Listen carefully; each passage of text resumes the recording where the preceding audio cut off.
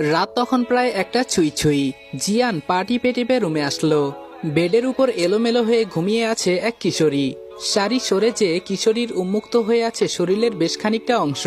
আলতো হাতে কোলে তুলে নিল ঘুমন্ত কিশোরীকে। চুপিসারে সিঁড়ি বেয়ে নিচে চলে আসলো। গাড়ির সামনের সিটে নয়নাকে বসিয়ে শাড়িটা কোনো মতে পেঁচিয়ে দিল শরীরে। হঠাৎ ঘুমন্ত রমণী হাত ধরে বসলো। জিয়ান খানিকটা ভয় পেল। কিছু সময় সেভাবেই রইল। বুঝতে পারলো ঘুম ভাঙেনি। আলতো করে হাত সরিয়ে এনে ড্রাইভিং সিটে বসে ড্রাইভ করতে লাগলো। রাতের নীরব রাস্তা, দু একটা দূরপাল্লার বাসের শো শো ক্ষীণ আওয়াজ। সাথে সাথে গাড়ির গ্লাস উঠিয়ে দিল। খুব ধীর গতিতে গাড়ি ড্রাইভ করছে। নয়নার মাথাটা জিয়ানের কাঁধে একবার সরিয়ে দিয়েছিল, তারপর নিচেই ঠিক করে রাখলো। বেশ কিছু দূর আসার পরে পুলিশ চেকপোস্ট পার হতে হয়। নয়নার মাথাটা গাড়ির সিটে ঠিকভাবে রেখে গাড়ি থেকে বের হয়ে আসে জিয়ান। গাড়ির কাগজপত্র সব দেখায়। একজন অফিসার বলে, আপনার সাথে গাড়িতে উনি কে? জিয়ান বলল, আমার ওয়াইফ। অফিসার বলল, আপনার ওয়াইফ, তার প্রমাণ কি? জিয়ান বলল, আপনার কি মনে হয় এই রাতে আমি ম্যারেজ সার্টিফিকেট নিয়ে ঘুরবো? বলছি যখন আমার ওয়াইফ তখন অবশ্যই আমার ওয়াইফ। অফিসার বলল, প্রমাণ দেখান, তারপর বিশ্বাস করব। আপনাদের বিয়ে হয়েছে কতদিন? জিয়ান বলল, গত সপ্তাহে শুক্রবার। অফিসার বলল, আজকে তো রবিবার, নিশ্চয় আপনার ফোনে বিয়ের পিকচার আছে, সেটা দেখান। জিয়ান বলল, দেখুন স্যার, আমি একজন পাইলট, তাছাড়া আমার ওয়াইফ ঘুমিয়ে আছে, আপনারা প্লিজ আমাকে বিরক্ত করবেন না। অফিসার বলল, আপনার বাসায় কারোর সাথে কথা বলিয়ে দেন, আর আপনি যেই হন না কেন আইন সবার জন্য সমান। হতেই তো পারে মেয়েটিকে আপনি কিডন্যাপ করে নিয়ে যাচ্ছেন। একজন যে জানালার কাছে বাড়ি দিয়ে ম্যাডাম ম্যাডাম বলে ডাকতে লাগলো। জিয়ান দ্রুত গাড়িতে এসে নিজের গায়ের শার্ট খুলে নয়নার গায়ে পরিয়ে দিচ্ছে। নয়না ঘুম ঘুম চোখ দুটো কোনো মতে খুলতেই জিয়ানকে দেখে ঘাবড়ে যায়। কান্না মিশ্রিত কণ্ঠে বলে, প্লিজ আমাকে ছেড়ে দিন, আমাকে আর ব্যথা দিবেন না। জিয়ান বলল, একদম চুপ, একটা কথাও বলবে না।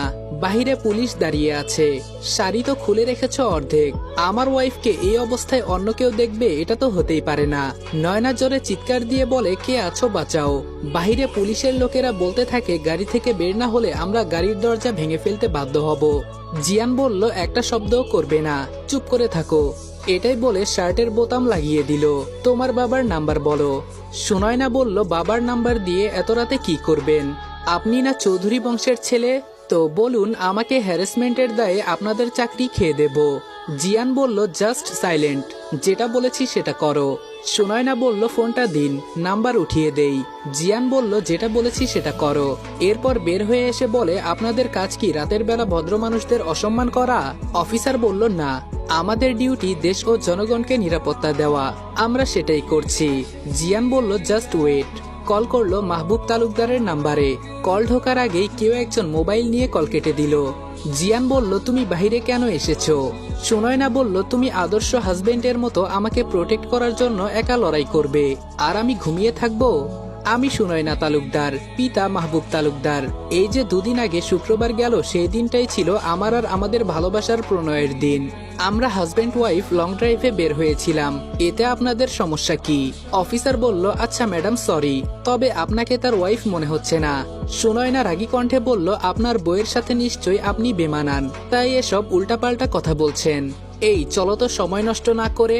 এটা বলেই জিয়ানের হাতের মধ্যে হাত রাখলো। গাড়িতে এসে বসে জিয়ানের দিকে তাকিয়ে বলল, আসলে আমি অনেক সাহসী, কিন্তু সমস্যা হলো আমার আরেকটু সাহস দরকার, তারপর আপনার সাথে বোঝাপড়া করব। তো গাইস, যদি সম্পূর্ণ গল্পটা দেখতে চাও তাহলে এখনই রেদন ফায়ার ইউটিউব চ্যানেলে চলে যাও। ইউটিউব চ্যানেলের লিংক টিকটক বায়োতে দেওয়া আছে, তোমরা ইউটিউবে গিয়ে সার্চ করলেও আমাদের চ্যানেলটা সবার আগে পেয়ে যাবা। আর যারা খুব তাড়াতাড়ি নেক্সট পার্ট চাও, তারা এই ভিডিওতে 3টা করে কপি লিঙ্ক করে দিও। অনেকদিন ধরে গল্প দেওয়া হয় না, তাই আইডিটা ফিউজ হয়ে আছে, তো তোমরা বেশি বেশি করে কপি লিঙ্ক করে দিও। আর আইডিতে যারা নতুন আছো তারা এখনই আইডিটা ফলো করে দাও। তো দেখা হচ্ছে তোমাদের সাথে নেক্সট পার্টে। আপাতত গল্পটা সবাই এনজয় করো।